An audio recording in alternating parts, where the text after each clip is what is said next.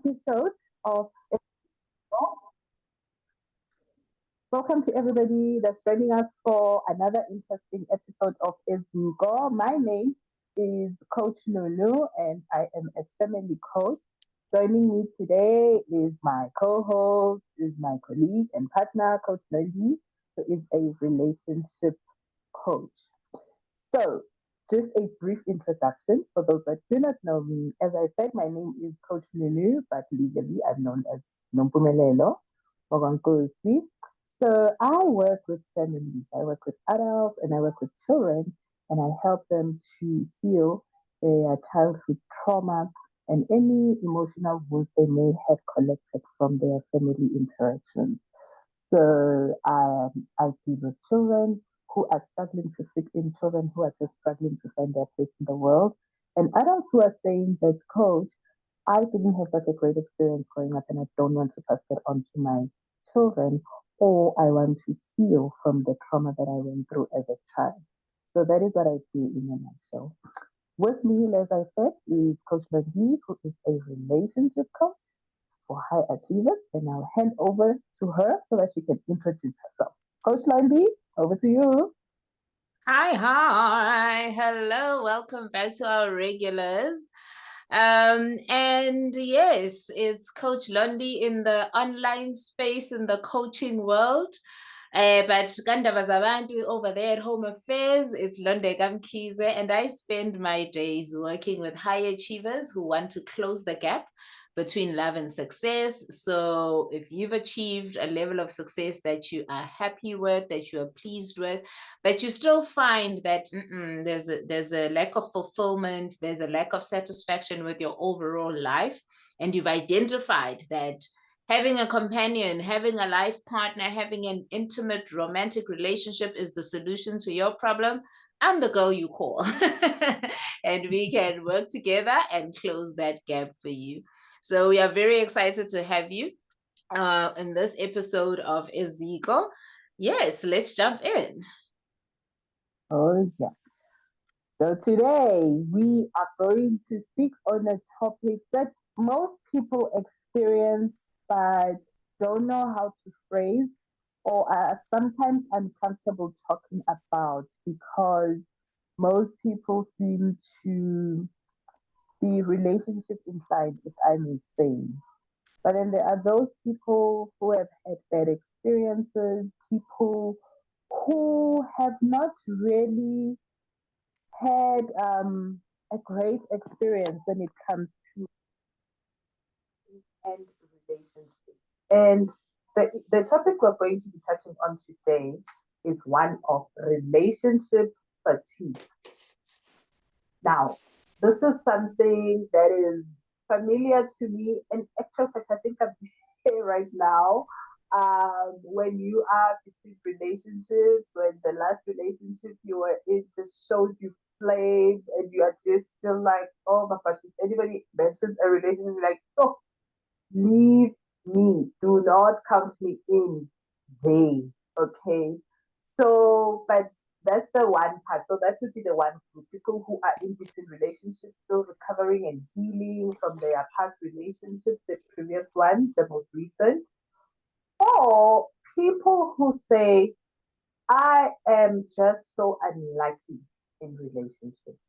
I have tried it all. I have tried different types of people. I've even let go of having a type, but just nothing seems to work. And I am just so tired of it because I keep having my heart broken over and over again. So, Coach Lundy, as a relationship coach, please tell us what is happening when somebody will be feeling one of those two ways. Please shed some light for us.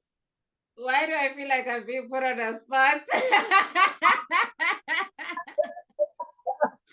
You know, a person that comes in and says, "Hey, I have a problem," and you are the one who's gonna solve it. And then I'm like, "I know.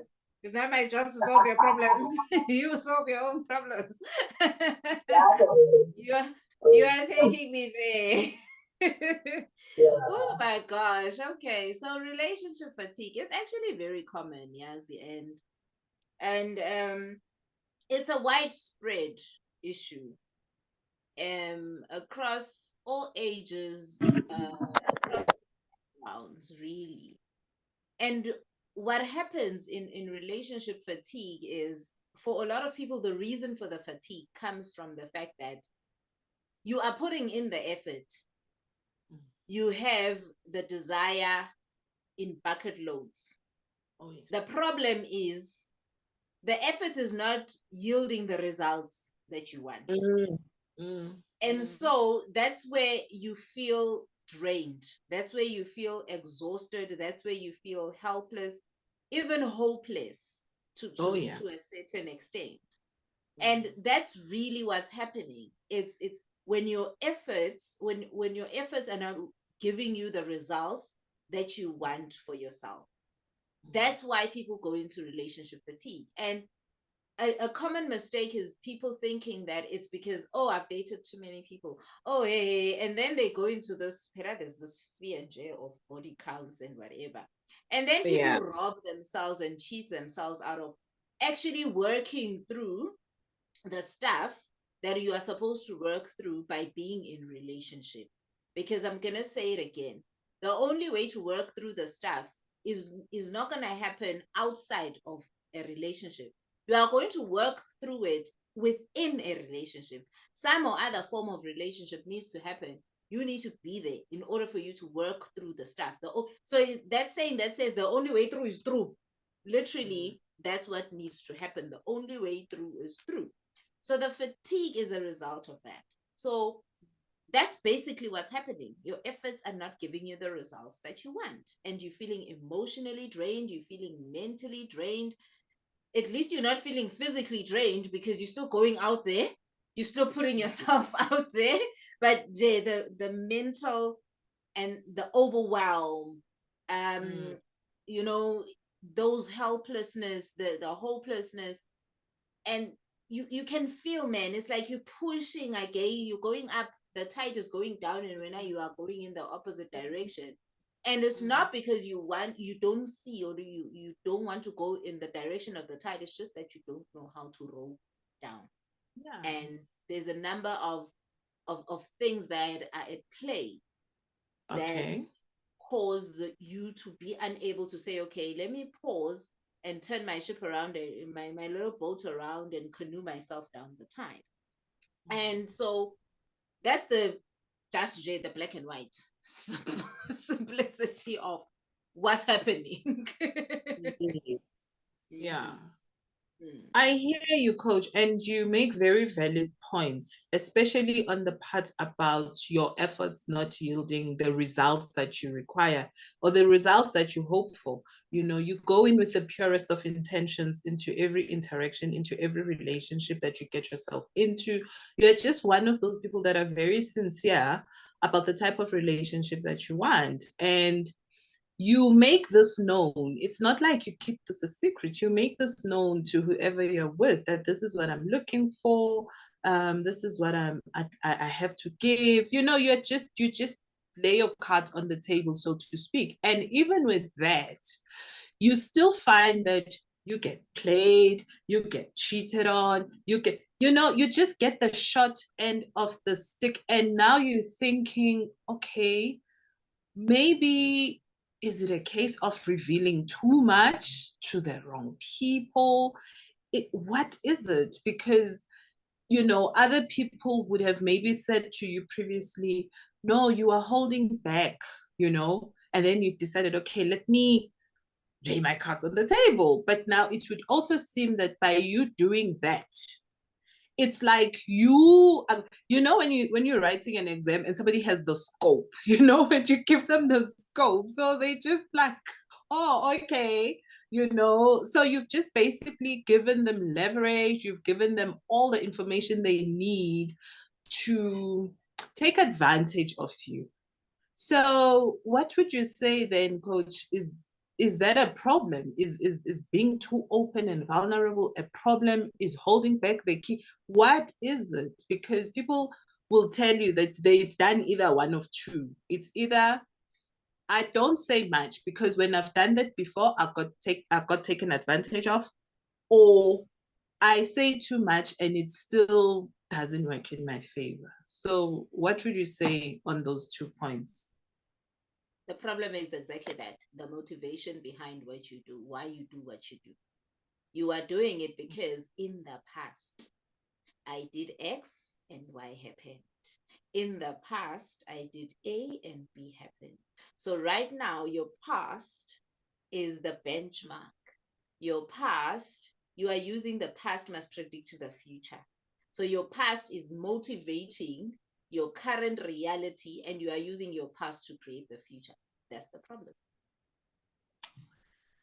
But Anitibati, we must take lessons we learned from the past, and so that we don't repeat the same mistakes. And do you know what I mean? When you are using your past to orchestrate an outcome, when you are using your past to predict an outcome, that is a symptom that you have not processed your past. Because when you've processed your past and you've come to a point of acceptance and appreciation about your past doesn't hold any leverage on your present and your future. So that's a symptom and a signal to a person that you have not fully processed your past. Your past is still running the show. That's what's happening. Okay, I hear you and you make a lot of sense. And I can see how that can come about. But then, coach, for we deal, you and I would know, right? The people that come to see us are people who come to us because they say, I've been burned. Okay. And yes, once somebody has reached that level of healing, they will do exactly what you're saying, where the past has no bearing and but these are people who the hurt was so deep. And yes, they are putting in efforts towards adopting a positive attitude and mindset and belief system when it comes to relationship. Like they're really just trying their best to have a great and positive outlook. But they also, as much as they have done the work to heal, they also have the scars. And, we cannot downplay that and we cannot overlook that to say, no, your past can't have a bearing. It's these people who, with the best intentions at heart, man, the sting really, really went in deep. So what then would you say? Because it's like those people are caught between a rock and a hard place.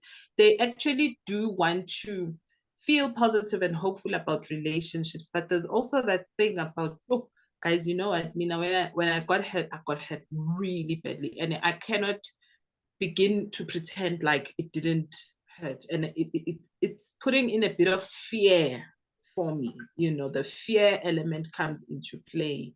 You're with you, okay, fine. I'm not dealing with my ex. I'm not dealing with my, the types of people that I used to interact with back in the day. But those people look the same. If I'm a female looking for a male, sure. A man is a man is a man. How do I know? How do you then, what would you then say to somebody who is in that position, who is just scared and fearful?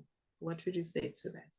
Fear is, I think, the biggest thing for all of us when we are dealing with moving forward and starting to create momentum in the direction of our healing, so that we can slow the momentum of our trauma, is the judgment of things. Ne? When we say accept your past, accept your scars, we are saying don't ignore, because that's the thing. We assume that by accepting the past, we are ignoring the pain.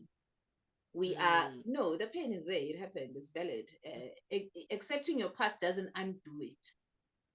And a lot of people attempt to undo or maybe erase the experience from yourself somehow through accepting your past. It doesn't happen like that. It's not going to unhappen. It's not going to never be a part of your reality. It's going to always be there. And whatever it is that you've extracted from it, you now get to choose. Okay, what do I extract from this? And how do you know? The difference is in when you are pushed by trying to avoid the past repeating itself, you are going to have a different experience because you are going to attract what you are resisting. This thing that you are trying to avoid, you are going to get it again because that's where your focus is. That's just how life works. As opposed to you being excited and embracing the contrast of that, what you've identified as this is what I really want. And that's the biggest difference that people are actually struggling with. It's difficult to let go of the trying to avoid. People are acting and they are making decisions and they are pursuing avoidance instead of pursuing desire. So you acknowledge the desire and you kind of park it on the side, and then you hold on to the pain, and then you are saying, I'm going to try and avoid the pain. And you get what you focus on. There's no other way that life operates. It's responding to you. It's going to give you what you are the most focused upon. And that's the real struggle, is the conscious letting go of. When we're saying letting go, we're not saying say it didn't happen. We're not saying be in denial about it. We're not saying feel good about it. No. Acceptance doesn't make you feel good about it. It makes you stop judging. It makes you stop wishing it was different. It makes you stop being curious about the questions that really do not serve you in moving forward. That's what acceptance offers you. It offers you peace. So when you are at peace with it having happened, then you are able to, it's able to release its grasps on you. But when you lack the peace with it having happened and you still keep wishing it didn't happen, you still feel like you made it happen on some level, instead of, oh, this happened for me. I needed this to happen. And because you sometimes really, we overestimate our powers, really. We really do. And we operate on this making things happen and forget that life is very much more in charge of having things happen for us than we are at making things happen. And it's that conscious awareness of yourself, of the principles of life, and just the big picture, G. We sometimes get too self-absorbed, too self-focused, too self-conscious, and we forget to look at the big picture of life. And those are the real problems. Those are the real problems at the core. That is what's happening. And these situations of dating fatigue or relationship fatigue are giving you signals to say, hey, you need to broaden your horizons. You need to cast your net wider. There's so much more to life, and that's why there's so much unhappiness in relationships, because we've become so narrow-minded about it. Our vision has become almost like it's a one eye. Hey, it's one eye, man. Just we're not even looking at the big picture. Nothing else features into this thing. Yeah. I like what you're saying, Coach. In fact, I have two scenarios for you, but let me start here. So you will also have the kind of person who says, Coach, I'm an open-minded person, right? You know how other people have types when it comes to relationships. Don't we all? My type is tall, handsome, dark, must earn this much, this, that, this.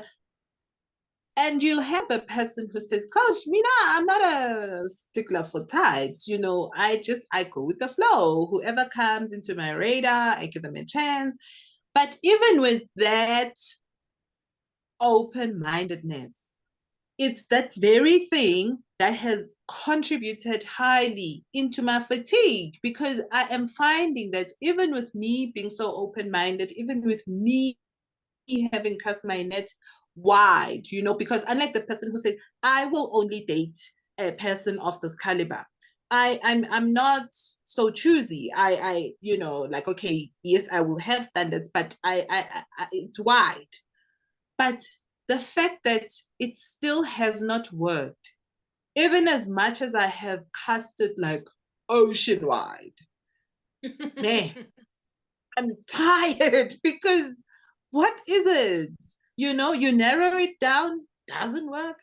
You open it up, still. So what then is the case? What then is the real issue here? Because here you're now dealing with somebody who's just easygoing, you know, just yeah, not so stuck on types. What then would you say about that scenario? There's a difference between open-minded. There's a difference between open, casting your net wide, and clarity. Everything requires clarity because you get what you expect. And there's a difference between clarity and idealization, because creating ideals and conditions does not necessarily equal to clarity. So those are, again, the problems, that there are people who are chasing ideals and perfection. I must find perfect conditions, perfect partner. These ideals, they are trying to mastermind ideals, and they are calling it being clear. No, that's ideals. Then there's the person who says, I'm going to go with the flow. And, I'll just get, what I get. That's a lack of clarity. There needs to be a genuine level of clarity. A genuine level of clarity and a conscious decision-making process. So people are avoiding conscious decision-making by following ideals and pursuing ideals, or lacking to just clarify what they want and lock it in. That's what's happening there. So are you chasing ideals, or are you chasing ideals, or are you casting your net too wide? All because these are two people who have the same problem, who lack clarity, genuine, aligned, authentic clarity and conscious decision. Like, this is my decision is, I'm going to go with the flow. Going with the flow says, I'm going to release attachment to ideals. I'm going to release attachment to orchestration. I'm going to release attachment to the past predicts that. I'm going to release attachment to how this thing is going to happen. I'm going to release the need to make it happen. But this is what I want for myself. And I'm open to limitless possibilities. I'm putting myself in the receptive mode. I am open to receiving X, Y, and Z. You need to be specific about what it is that you want to receive. Yes, being open-minded says, I'm releasing the how. I'm releasing the attachment to conditions and known outcomes. That's being open-minded, but being very clear about what it is that you want. In the ideals, it's all about authenticity. Are you chasing societal norms? Are you chasing trends? What is it that you're doing?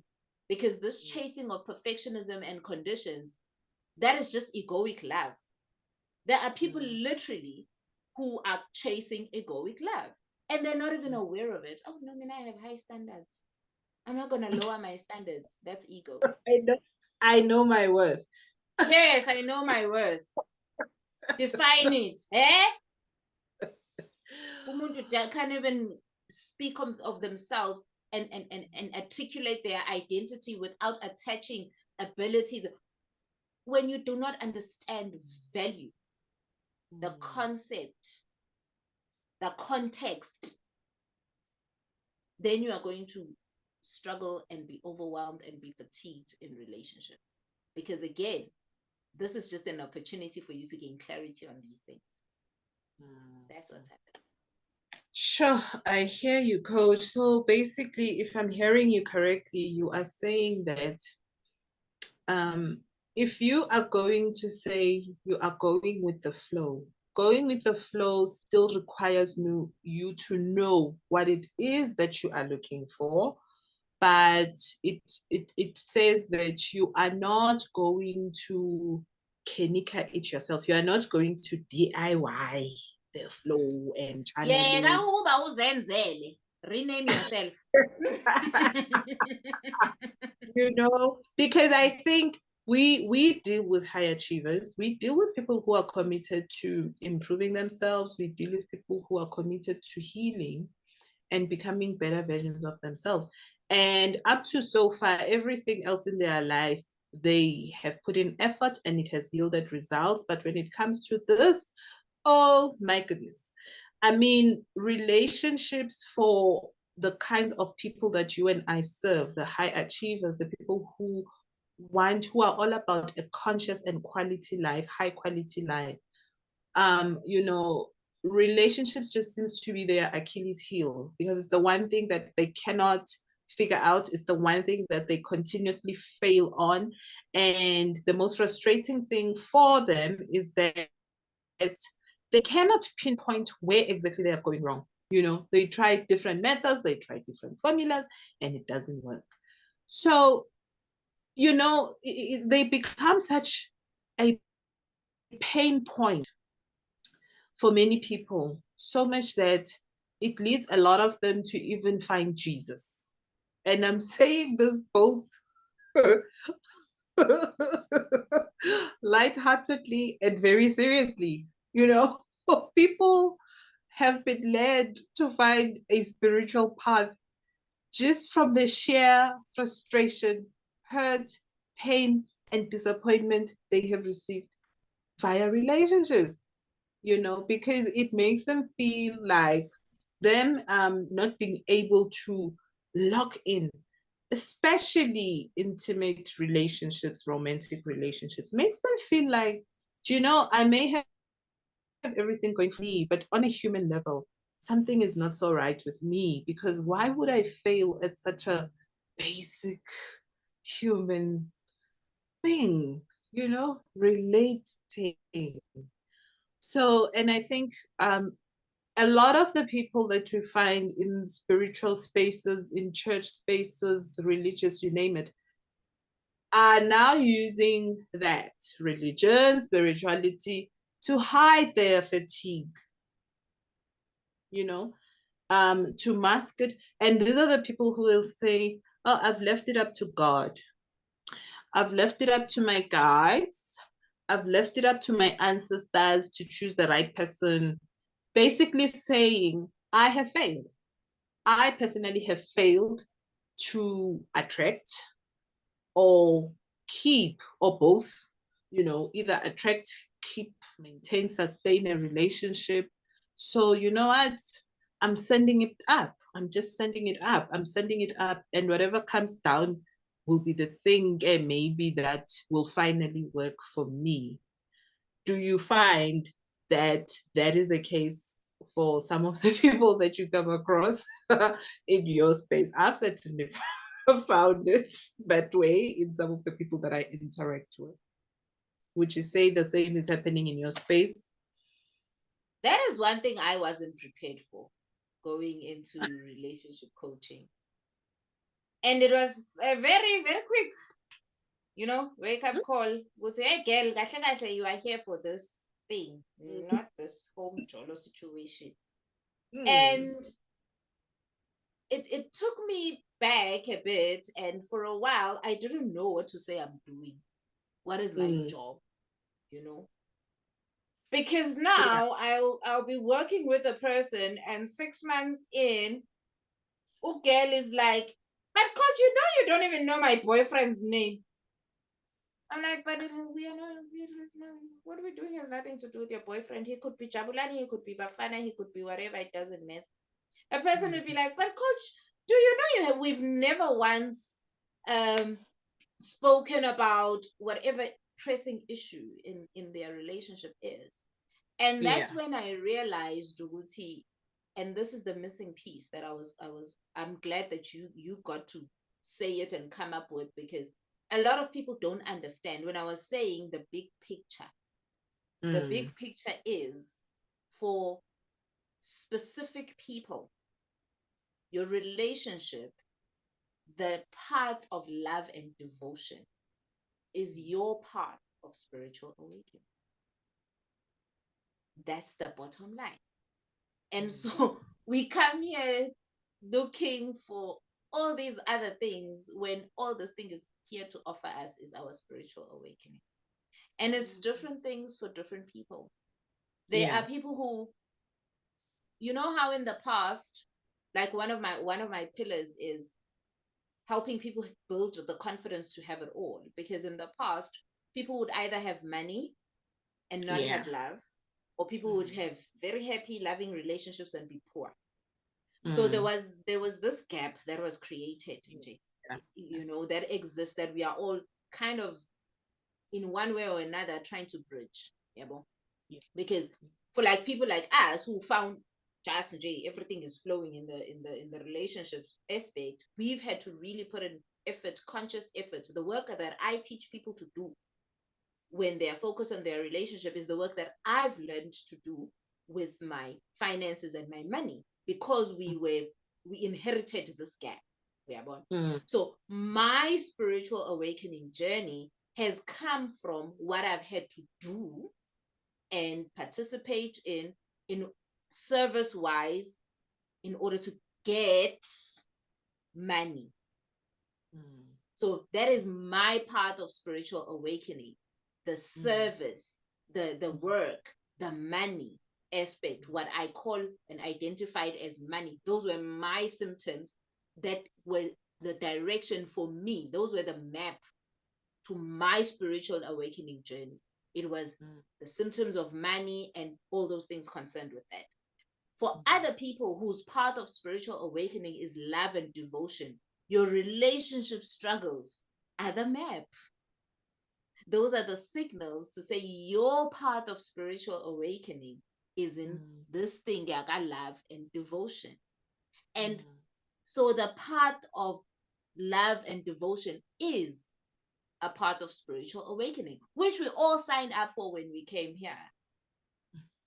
And because life says we must all just fall into one blanket, we then think and assume we must all be doing the same things in the same way.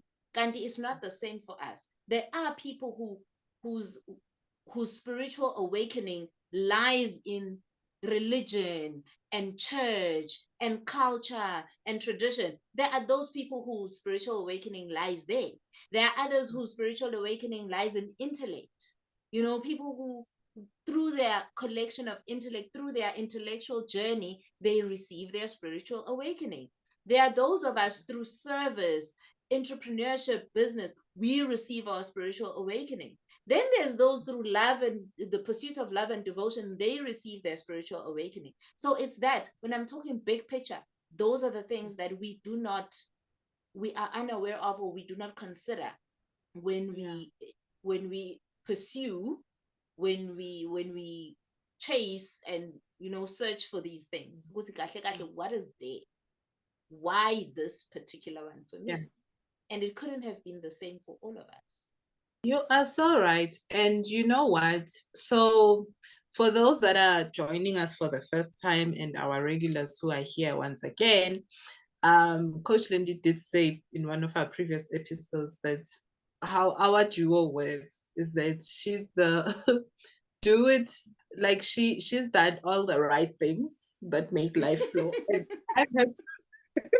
I had to learn the hard way. I'm like I have all the scripts on how not to do it. I've been the time that collected my scars and all. So you are so right about what you are saying about love, devotion, relationships in general being the path of spiritual awakening for some. And that is true for me. And how I came into my spiritual awakening was through a case of unrequited love. Okay, my God, that thing nearly killed me. It sent me straight into Jesus's arms. Okay, so it's not.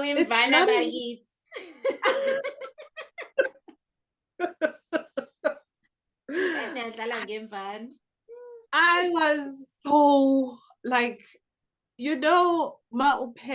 like when you just so confused and so befuddled and so besides yourself with frustration and all sorts of things because this, and yes, this is another thing that I want us to talk about when I coach, because anyway, my short story is that I met someone, we clicked, we gelled.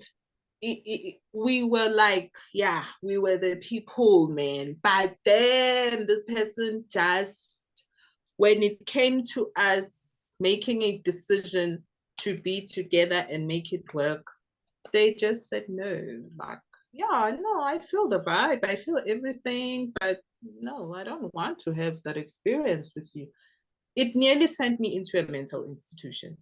And I think somehow subconsciously, I rather opted for the spiritual path, because it was like, it really broke me. And a lot of people never come back from that.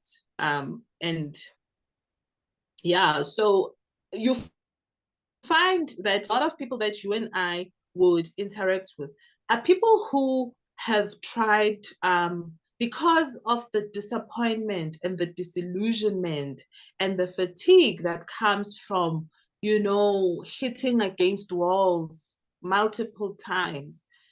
They will get into that space of self-help, which is nothing, there's nothing wrong, because I mean, the more you learn about yourself, the more aware you become, the better, right?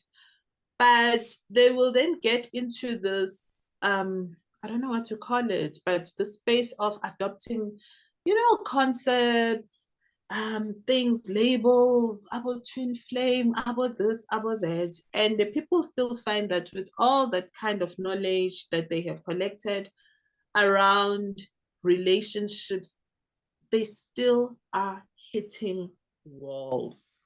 And it just won't make any sense to them. How, guys, I even know about twin flames. I know about soulmates. I know about karmic relationships. Hey, man, I know it all. I can quote them. I can even, help people on this route. But when it comes to me personally, I am still not getting it right when it comes to relationships. And you know what? I'm just like, I have thrown in the towel because, wow, when I was unconscious, when I was unaware, I was failing at this thing. Now I'm conscious, now I'm aware, now I'm educated, now I'm knowledgeable, and I'm still failing in this relationship thing. Kanti, what is it? Am I bewitched? Am I what? What is going on? Coach, what is going on? When they say, Kanti, why is it that people that are uneducated are the ones that are winning in relationship, and the intelligent, smart people are seeing flames? That's exactly what's happening. Because in intellect, you become superficial.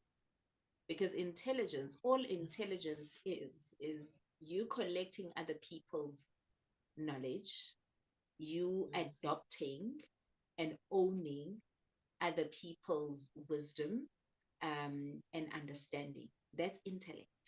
That's literally what intellect is. You have absorbed other people's information, knowledge, understanding, and wisdom. And when you are an intellect, you do that naturally. That happens naturally for you. The reason why I struggle, and this is the biggest, because my path of spiritual awakening isn't intellect. I'm very smart. I'm very knowledgeable. Thank God I'm very wise. But intellect, I struggle with. You will, even if I know something, try and test me on it. I go blank, And intellects are intellects because they can recall what they have absorbed. So I'm not good at absorbing and then recalling. So I'm not an intellectual person. So an intellectual person wants to absorb and then recall. I'm a wise person because from within, then I exude out. So I'm a wise person. And that's the difference. When you approach relationships intellectually, It means you're going to go into self-development, you're going to collect the information, you're going to absorb it, and then you're going to want the relationship to help you squeeze it out of yourself. It's like an exam room. Then your relationship becomes an exam room. It must help you squeeze the information out so that you can display everything you've learned about twin flame, karmic soulmates, whatever, whenever. When now you are wanting to do what? You are a scientist. You are proving hypothesis. Formulas, yes. That's what the difference there is. And then for us who struggle with intellect, who have innate wisdom, we approach it with the heart instead of the brain, the intellectual brain. We approach it with the heart and the feeling of it. We wait, we depend on inspiration. We rely on intuition more than reason. For the intellect, they rely on reason. For us, we need instinct. We need intuition. Reason comes afterwards. Like, oh, okay, I probably shouldn't have done this that way because I didn't think it through long enough, or I didn't prepare, Tina, that's an afterthought. That's an outcome. That's a me sitting down and like, yo, what happened now? For an intellect, they're gonna sit down and prepare and plan and try and predict and create a path. It doesn't work because it's your path of spiritual awakening. That's where you get to allow your heart. That's where your heart has to lead. That's where your spirit comes to life. It needs to come to life because it came here dormant. That's where I've had to learn with business to have that be my reality, where my spirit leads, because it was lying dormant on some levels. And that's where it gets to wake up. That's my alarm. For somebody else, the alarm is the relationship. And when you recognize, this is just an alarm clock waking me up to a big world of all of these things all going on at the same time, that overwhelm, that anxiety, that helplessness, that hopelessness, it subsides, and that cures the fatigue. You are so on point when a coach. And as somebody, the person that I'm more intellectually inclined, a little bit wise on some things, but I think this is why. So the people that you are speaking about is the person that I used to be. Look, there's still parts of it that are still left there in the intellectual world, but where you reason first, like reasoning just leads everything that you do, right? And it's reasoning sits here. And I would like then to tie it back with the kind of work that I do and say that the people that we are talking about, the people that are fatigued, that are hopeless now, are at that point of hopelessness, disillusionment, despair, you name it, when it comes to it. Like, they've got no good report. They've got nothing great to write home about when it comes to relationships. I mean, honestly, they can compose albums of sad love stories. They can write books, you name it, right?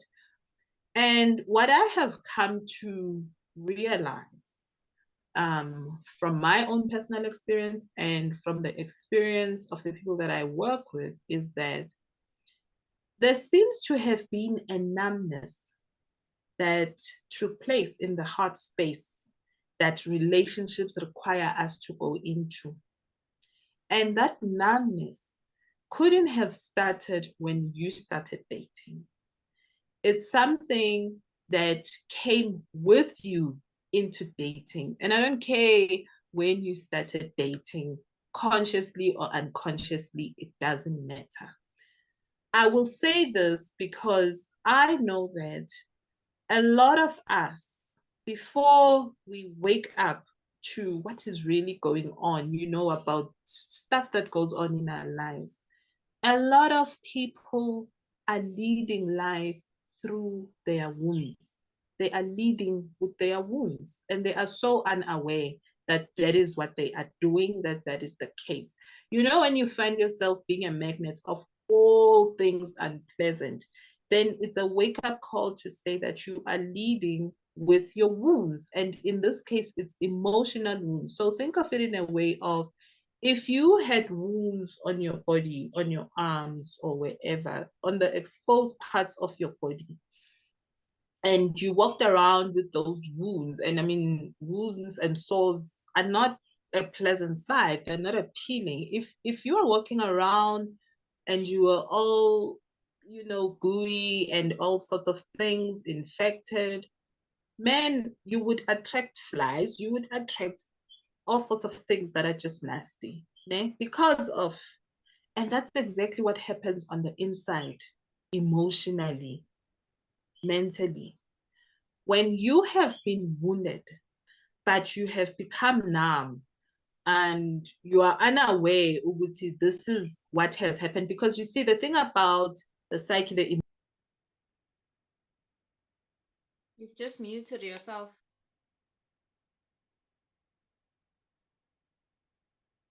right? It's things that are happening inside. So it's very hard to see when you've had it, when you've been bitten, and you have suffered, a bump on your spirit, on your heart or whatever, right? And so people walk around with parts of their hearts that have numbed down, that have hardened from experiences that sometimes, most of the time, actually happened in the home and while they were growing up and during their upbringing. And this now frames how they see love.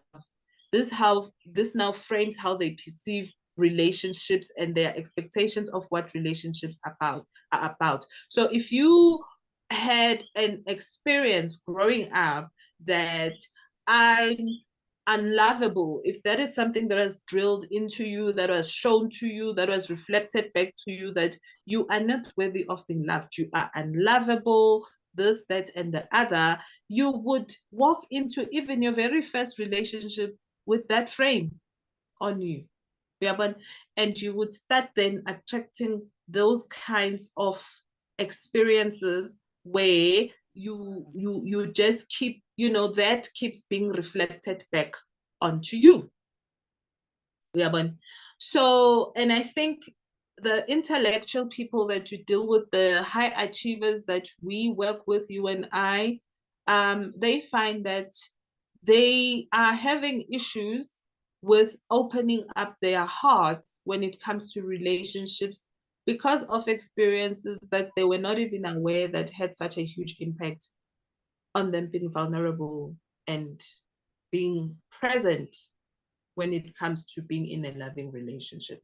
So basically, in a nutshell, what I'm trying to say is that if you say that this is the kind of person that I am, I would like to invite you to actually sit down and think about what actually is the root cause of all this that is happening. The problem did not start with you when you started dating. There already was a problem when you went into relationships. And until you solve that, it is that, it's like a thorn. Until you take it out of your flesh, you are walking around with an infected wound that is festering and you're not even aware of it. And until you get to that root cause of why is it that you are struggling to be open and vulnerable, and not in a superficial way where, I mentioned earlier where I said, you tell people all of your business because you want to make sure that you don't repeat your mistakes. No, but where you go in and you say, okay, why is it so hard for me to go into my heart space and be truly, authentically vulnerable in the truest sense?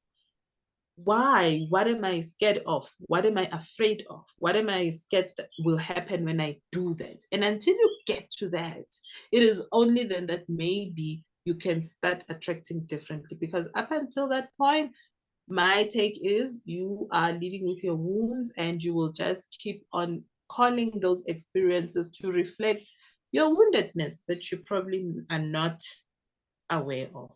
So, and I think sometimes those relationships that fail are an invitation for us to see inside. We are looking for people to see us, to see how pure our hearts and intentions are, when the invitation is actually for us to see inside of us and to see the stuff that is standing in our way of experiencing the types of relationships that we desire, and not be this magnet that keeps attracting the stuff that we don't want in actual fact. So I think that's an invitation. People need to take the time and think about that, because I think for me personally, when I started adopting that attitude, the game changed for me. The game changed, and it is possible for you to change your luck when it comes to relationships, because some people actually start believing that I'm doomed just to be in bad relationships or to end up alone, or I mean bad, namashwa when it comes to relationships, so let me just leave them. No, that's not the case. But I think you know bad relationships are an invitation to look at what is really, really, really going on.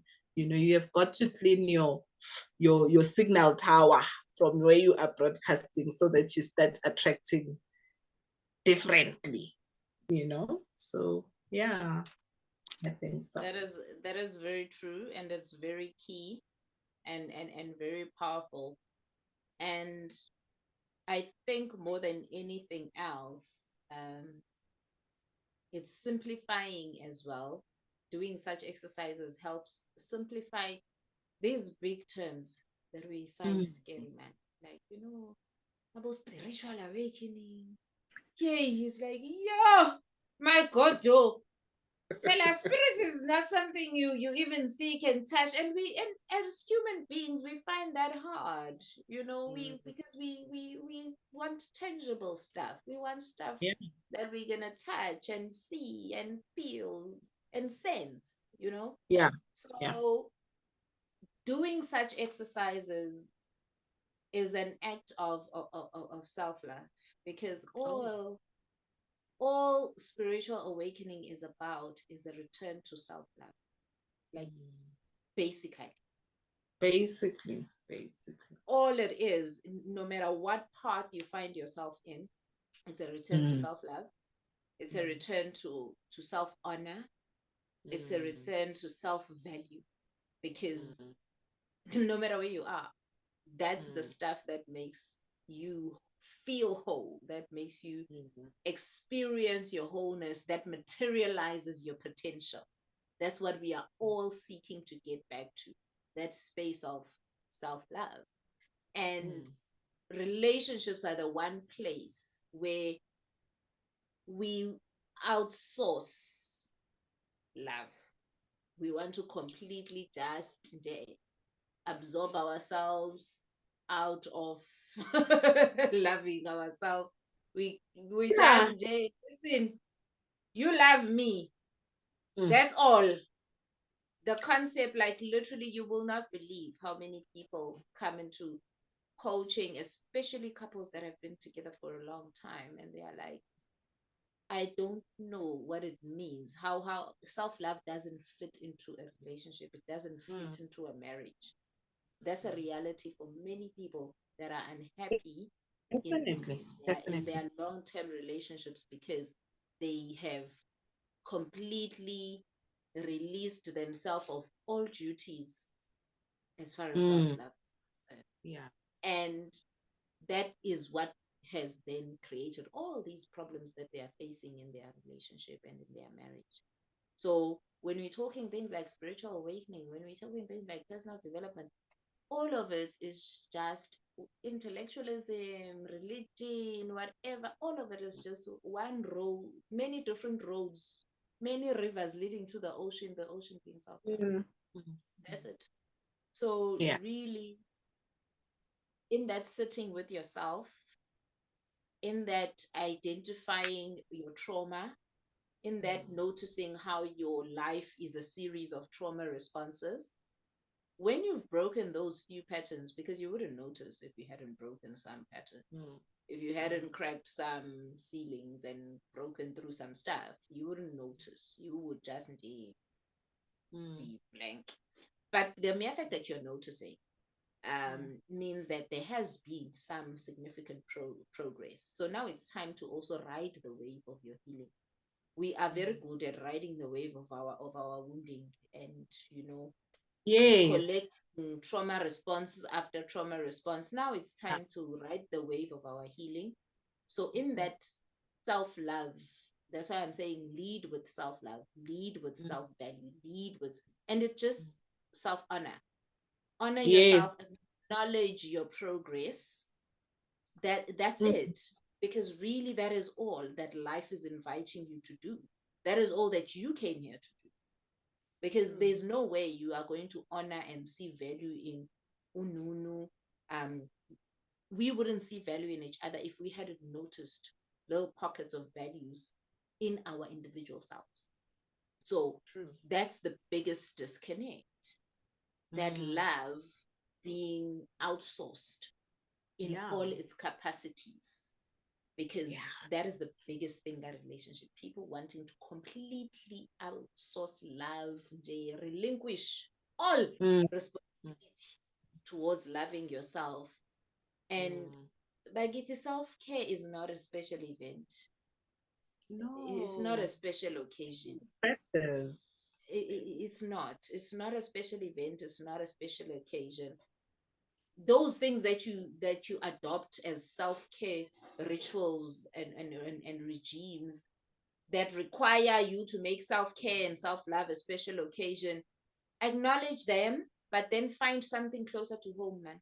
That's gonna be a daily thing. That's gonna be like oxygen. Self-care is supposed to be like you breathing in oxygen in and out. Really. So really make a note of that, that it's fine. Dedicate yourself to healing. Dedicate yourself to, but also start noticing and start riding the wave of your healing. Create momentum in the healing, because it's that thing you're always digging up wounds. You know, some people are always digging up wounds. Yeah. Always digging up wounds. Become addicted to healing. Become addicted to personal development. Really, sometimes you just gotta stop. Heal, and stop. You know, it's like climbing a mountain. This thing, you need to stop and recognize where you are. Enough Not that. just this continuous. No, that contributes to exhaustion. It does. It does. And it links up very nicely to my point, where I was just say that fatigue of any kind, even physical fatigue, is a sign that what you have been doing is no longer working. Time to change, switch it up, move a level up, turn the corner, do something different, whatever. But the path that you have been carrying on is no longer the one. Yeah, but there's something that you need now to do, to add, to remove, whatever. But it's a call for you to change the way you have been doing what you're doing. Not necessarily throw the baby out with the bathwater. No, but sometimes it's a matter of tweaking here and there. Yeah, but it's either you are adding something or you're subtracting something that's no longer working here, whatever, but just something. Okay, it calls for a little bit of a change. And another thing is that when I coach, a major thing, which you also alluded to earlier on, of us having this major relationship fatigue, whether you are inside or outside a relationship or in between, it doesn't matter, is, guys, subscribing to those notions and standards that are set by the entertainment world. The things that we see on TV, the things now, social media has become the standard, you know, whereas previously we would watch movies and, oh, you complete me, you finish my sentences, blah, blah, blah. And I'm not saying those things do not happen, but I'm just saying that if you go out into the world looking for relationships based on something that you have seen either on the big screen or standards that have been set by people on social media, you know, there's people who just go to social media to just talk nonsense, to just talk crap, to blow steam. And people, then there will be people who actually fall for the stuff that those people say, you know? So let go, throw out all of those things. Be present in wherever you are, be present. Another thing is that when I coach, I also find this, you know, in my practice where we deal with family stuff and people come with me with difficult relationships within the family, né? Also, the things we see on TV, you expect your family to be like that. Guys, those things are just pure entertainment, educational at times, but they're not always an accurate reflection of real lived experiences. Real lived experiences are not always linear. They're not always clean and glossy and perfect.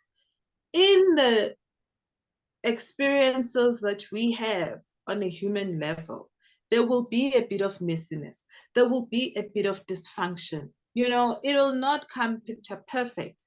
So the things that we see, or the things that we see other people portray to us as perfect or ideal, you know, a mother looks like this, a mother does this, a father does this, a family looks like this, a family relates like this. You know, sometimes we even become so naive. We adopt things that are done overseas when we're in South Africa. People watch American movies and want to have things, you know, look exactly the same here, forgetting the environments are different, the cultures are different, all the things. We don't celebrate Thanksgiving, so we will not be having issues relating to Thanksgiving, you know, the way it's done in the USA. So come on, guys, you know, let us grow up, let us learn to be present, and let us, like you say, you know, relationships have a lot to do. Relating has a lot to do. It's a heart space thing. It's yes, this comes in now and again, but mostly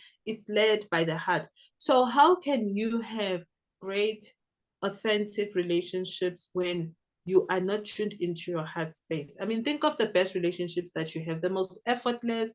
It's the relationships where you feel like it's okay to be yourself. You are loved and accepted for who you are. It can be a friendship, it can be with your children, wherever that is. But take that template and apply it to where you are having issues, you know, and seek and see what is it that you are doing in the relationships that work, and take that formula and apply it.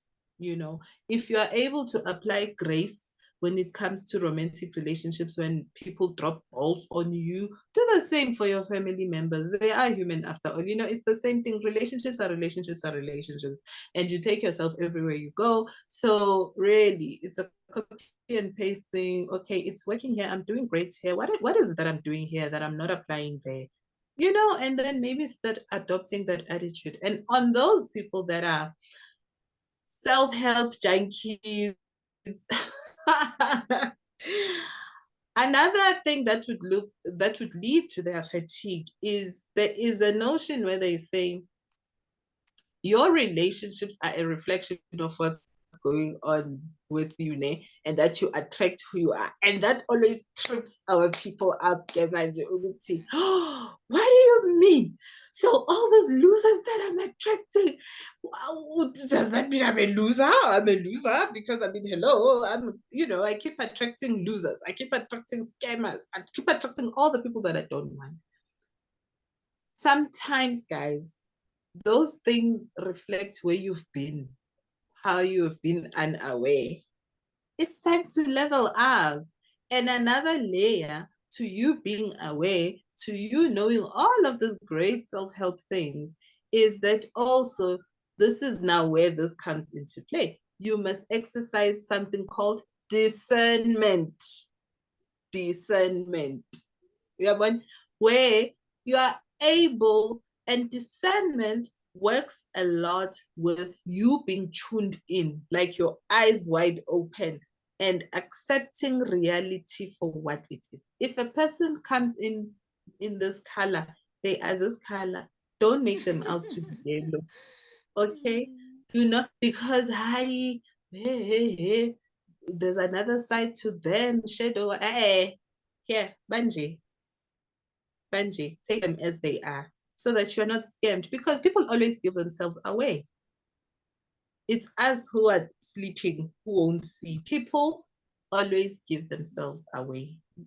Sometimes something will slip through what they say, but their actions and their intentions, and you always know, you always feel and catch a vibe of what the intention behind a certain action is.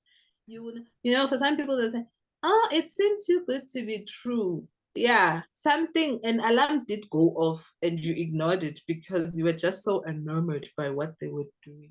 Guys, just because you are working on yourself, you are working to heal, don't be scared also to exercise this part of your body.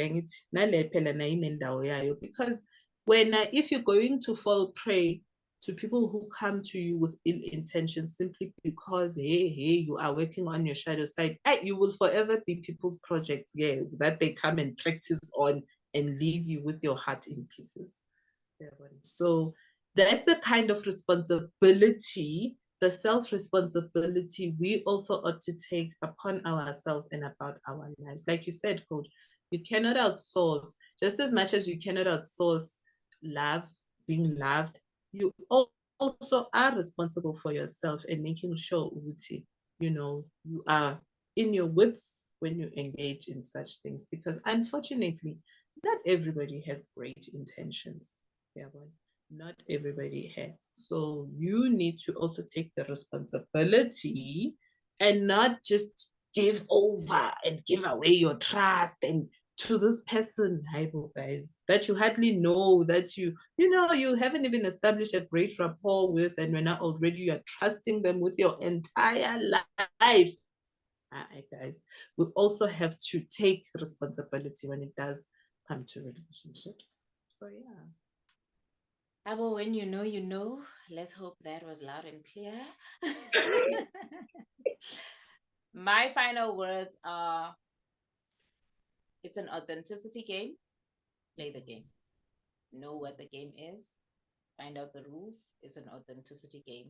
That's how it's played. That's what it is. It will never be anything else. That's just what it is. Big picture. Just G. If you must do some work, inner work, do the inner work of gaining insight on the big picture. It's not just about your hormones, really. It's not. It's about hormones. Jesus, if we know dopamine, no, but it's not about hormones. Big picture, guys. So play the game, know what game you're playing. It's an authenticity game. That's the goat. Big picture, always big picture. That's it. If you take that, start there, you will start to feel energized again and the fatigue will subside. Okay. I would not want to spoil it by adding or taking away. What I will say is, this is really, guys, from the relationship coach herself, but it's an authenticity game. Authenticity game, Mina, all I can say is being true to yourself about yourself, first and foremost, and then the rest follows. Being true to yourself about yourself. Then the rest follows. Coach Lindy, as always, it's been cool.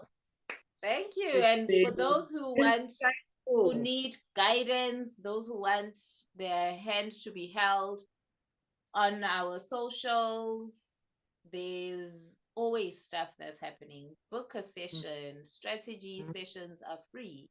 Book a strategy session where you can find out what will work for you, because there is no cookie cutter method. There's no one way that's going to work for everybody. But book a session, have the conversation, find out, okay, this is me. This is where I am. This is where I want to be.